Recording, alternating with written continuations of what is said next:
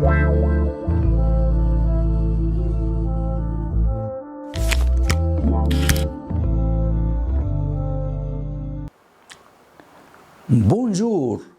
Aujourd'hui, mercredi, dans la 8e de Pâques, je vous invite à continuer à célébrer cet événement unique dans l'histoire, qui est la résurrection de notre Seigneur Jésus-Christ, en augmentant en chacun de vous la générosité et le partage qui nous ouvrent à la fraternité.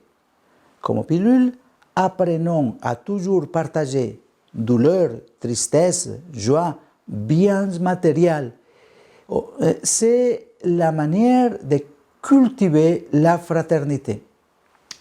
Aujourd'hui, la liturgie nous présente un texte très émouvant dans lequel on nous montre comment Jésus ne laissait pas ses disciples seuls dans leur tristesse face à sa mort, ni les laisse dans les ténèbres de l'incompréhension de la croix, mais plutôt les accompagne, les renforce et éclaire tous ces événements grâce au fait qu'ils ne se sont pas enfermés dans leur douleur, mais ils ont su la partager et ont même offert généreusement la nourriture dont ils disposaient. Écoutons le texte du Saint Évangile de Saint Luc, chapitre 24, du verset 13 au 35. Le même jour, c'est-à-dire le premier jour de la semaine, 2 disciples faisaient route vers un village appelé Emmaüs, à 2 heures de marche de Jérusalem, et ils parlaient entre eux de tout ce qui s'était passé.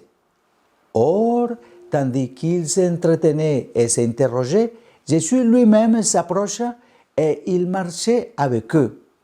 Mais leurs yeux étaient empêchés de le reconnaître. Jésus leur dit: « De quoi discutez-vous en marchant ?» Alors ils s'arrêtèrent tout tristes. L'un de deux, nommé Cléophas, lui répondit: « Tu es bien le seul étranger résidant à Jérusalem qui ignore les événements de ces jours-ci. » Il leur dit: « Quel événement ?»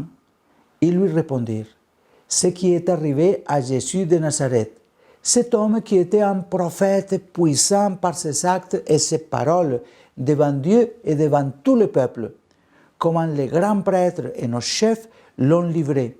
Ils l'ont fait condamner à mort et ils l'ont crucifié. Nous espérions que c'était lui qui allait délivrer Israël. Mais avec tout cela, voici déjà le 3e jour qui passe depuis que c'est arrivé. À vrai dire, des femmes de notre groupe nous ont remplis de stupeur. Quand, de l'aurore, elles sont allées au tombeau, elles n'ont pas trouvé son corps. Elles sont venues nous dire qu'elles avaient même eu une vision, des anges qui disaient qu'il est vivant. Quelques-uns de nos compagnons sont allés au tombeau et ils ont trouvé les choses comme les femmes l'avaient dit. Mais lui, ils ne l'ont pas vu. Il leur dit alors: « Esprit sans intelligence, comme votre cœur est lent à croire tout ce que les prophètes ont dit. Ne fallait-il pas que le Christ souffrisse cela pour entrer dans sa gloire ?» Et parlant de Moïse et de tous les prophètes, il leur interprète dans toute l'Écriture ce qui les concernait. Quand ils approchèrent du village où il se rendit, Jésus fit semblant d'aller plus loin, mais ils s'efforcèrent de le retenir. « Restez avec nous, car le soir approche et déjà le jour baisse. » Il entre donc rester avec eux. Quand il fut à table avec eux, ayant pris le pain, il prononce la bénédiction, et l'ayant rompu, il le leur donne. Alors les yeux s'ouvrirent et ils le reconnurent, mais il disparut à leur regard. Ils se dirent l'un à l'autre: « Notre cœur n'est-il pas brûlant en nous tandis qu'il nous parlait sur la route et nous ouvrait les Écritures ?» À l'instant même, ils se levèrent et retournèrent à Jérusalem. Ils y trouvèrent réunis les 11 apôtres et leurs compagnons qui leur dirent: Le Seigneur est réellement ressuscité. Il est apparu à Simon-Pierre. À leur tour, il racontait ce qui s'était passé sur la route et comme le Seigneur s'était fait reconnaître par eux, à la fraction du pain. Acclamons la parole de Dieu. Gloire à toi, Seigneur Jésus. Ce texte est très riche en enseignements. Il nous invite à faire confiance au Seigneur qui nous accompagne dans notre marche quotidienne et parfois difficile. Il nous invite à l'écouter à travers sa parole qui se trouve dans l'Écriture sainte et qui est aujourd'hui expliquée et précisée par l'Église. Nous invite à partager ce que nous avons, nous invite à être des témoins de la présence de Dieu dans le monde devant nos frères dans la foi et devant les autres personnes aussi, etc. Aujourd'hui, voyant simplement la grande richesse de ce texte, je voudrais prendre un mot qui se trouve au début de celui-ci. Il dit que les disciples d'Emmaüs, tandis qu'ils parlaient et discutaient, Jésus lui-même s'approche et s'est mis à marcher avec eux. Mais ses yeux n'étaient pas capables de le reconnaître. Pendant que nous sommes dans ce monde, nous sommes souvent comme ces disciples qui étaient très tristes et pleins de douleur pour ce qui s'est arrivé à Jésus et qui ne leur ont pas permis d'aller au-delà de ce qu'ils avaient vécu. Ils ne pouvaient pas voir le sens de l'événement de la crucifixion. Ils ne comprenaient pas la douleur et la douleur simplement les aveuglait.